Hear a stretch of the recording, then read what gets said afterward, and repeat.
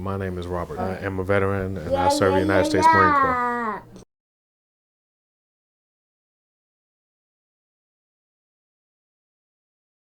My life coming back from the service was kind of shaky, trying to transition back into how life was, because once you're away, the life back here, back in the States, it doesn't stop.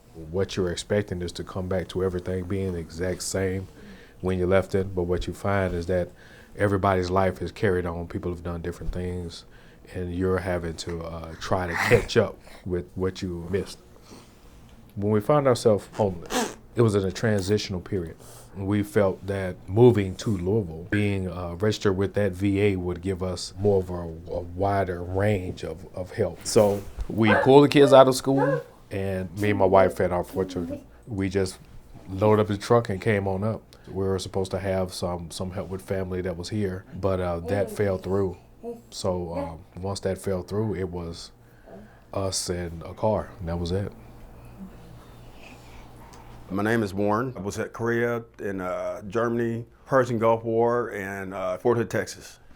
And I was also in the reserves as a recruiter back in year 2000. So I was not homeless at that point in time until I got into it with my parents and specifically my stepfather. And then after that, that's basically how it started. I had a camp and blankets and go out and panhandle at some point because you got to get more money. And where to eat now, it's at my school, and it's weird because I used to go to school there. Well, I'm in the same cafeteria where they serve the food there. In 2011, we started focusing on the people who live on our streets and those that have the greatest need for housing, and started targeting those people, finding them, knowing them by name, and then working collectively to get those people into housing.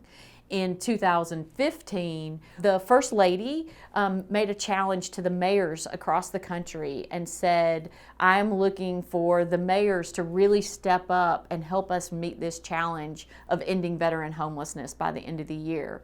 Our mayor, Mayor Fisher, was one of the first mayors in the country who accepted that challenge and stepped forward and asked groups like the Coalition for the Homeless, as well as our local VA, Volunteers of America, family health centers, on and on and on. There were so many community partners to come together, and he challenged us to actually meet that goal here in Louisville as well. We ended up housing almost 800 homeless veterans during 2015. About almost, 5 months ago, I guess, 6 months. I got my HUD badge, finally approved, and I'm living right across from the library. It's pretty good. I got different goals now versus like when I was homeless. I was looking for my next beer, how I was going to panhandle to get that. Now looking for a job and trying to plan my life out a little bit better, I guess.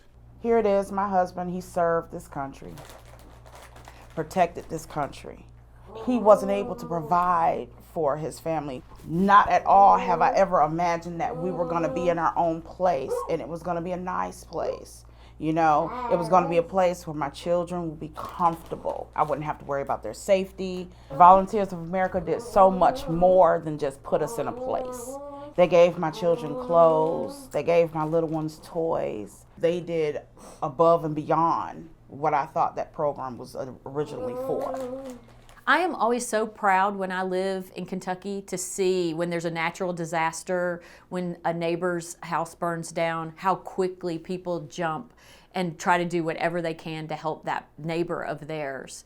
And so what I would want Louisvillians to know is that every homeless person in our community is a neighbor. They're just like us. They have children, they have parents, they have family that they care about. I just ask people to please consider every homeless person you see in the community your neighbor, and to try to figure out what you would want to happen to you if you found yourself homeless in our community.